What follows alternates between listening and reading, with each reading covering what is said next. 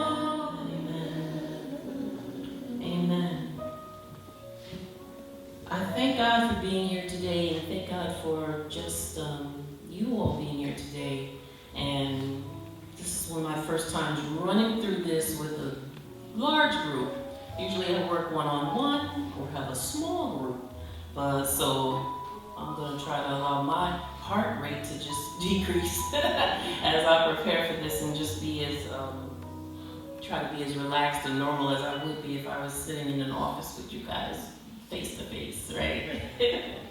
But when Naomi asked me to be a part of this, you know, I was really excited because one of the passions of my heart is to see our people, and this is the people of God as a whole, to see all of us really break free from a lot of the chains that we are held captive by.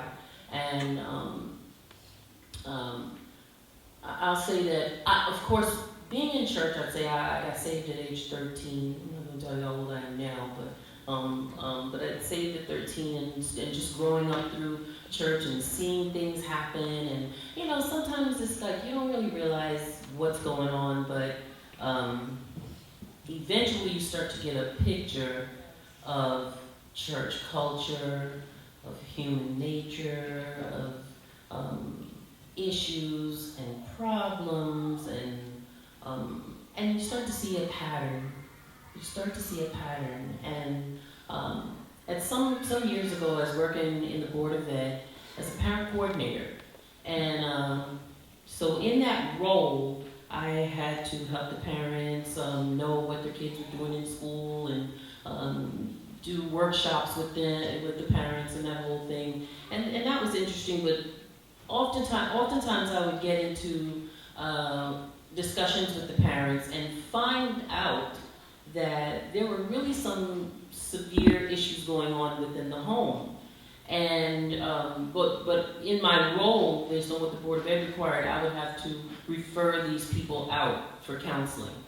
And at some point, after a few years of doing that, I started to say, and I feel like the Lord put this on my heart, I started to say, you know what, I think I need to be one of the people that these people get referred to.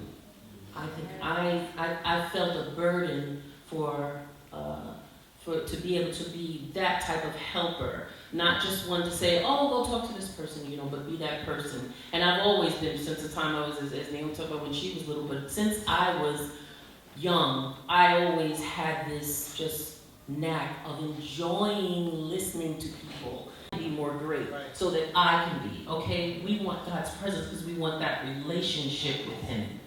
We if you really truly love God, you should you know, detach yourself from all this other stuff and this kind of thing that we kind of get wrapped up into as we see. I think we talked about that with the people in church doing certain things, or when you see the prophets and people, you know, in action.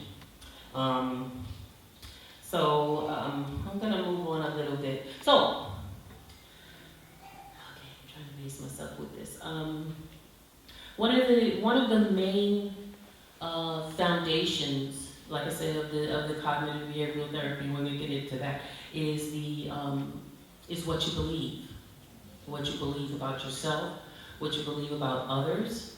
All of that is at the bottom of it. All of that kind of really determines who you are and what you do.